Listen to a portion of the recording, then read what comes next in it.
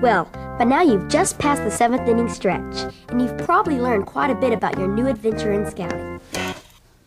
You know that one of your biggest goals is to create a nurturing environment for your scouts, filled with positive experiences to help them grow. An important part of this is what I'm going to cover right now.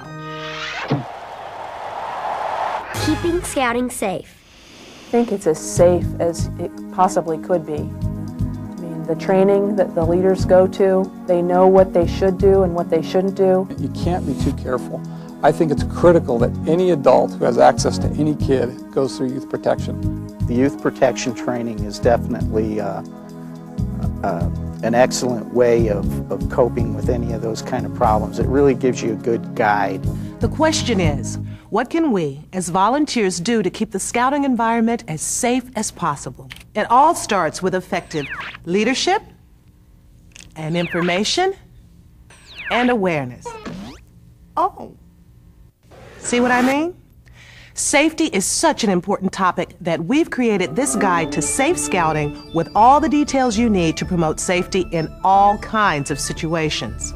To get you started, let's review some of the key safety guidelines right now. The rules of the game of scouting. For any trip or outing, you're required to have 2 registered adult leaders, or 1 adult and a parent, and one of these has to be at least 21 years of age. We call this 2-deep leadership. Any co-ed overnight activities require both male and female adult leaders, all of whom must be 21 years or older, and they need to stay in separate sleeping facilities. Now, of course, we also go on a lot of outings that have tents. Camping under the stars, communing with nature, it's fun. But as much fun as it is, you may have a child who isn't used to camping and may want to stay in an adult's tent. Unless you're the parent or the legal guardian, this simply isn't allowed. Adults stay in their tents and the young people stay in theirs. That's our policy. Now, if your activities involve driving, all drivers must have a valid driver's license and seat belts must be used at all times. Let's face it, who wants to be in a car with this guy?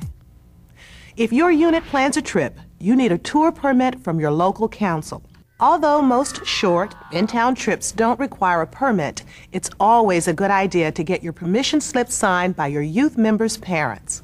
Because, believe it or not, sometimes kids forget to tell their parents things. Develop a sign-up sheet and then coordinate to let everybody know where we're going to meet for that activity.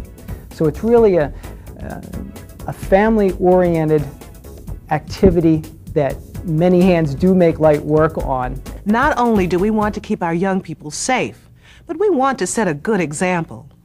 So, the use of alcoholic beverages, tobacco, and controlled substances are prohibited at any activity involving the youth members.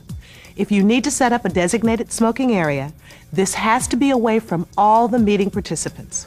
Which brings us to one of the most critical ways that all of us can strive to make scouting a safe environment for all our youth. And, as concerned adults, I'm sure it's one you all will agree with. The Boy Scouts of America has a zero-tolerance policy for child abuse or victimization in any form.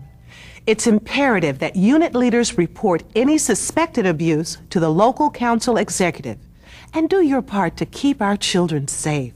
We've created a training course in youth protection, and we recommend that all of you take this course as soon as possible.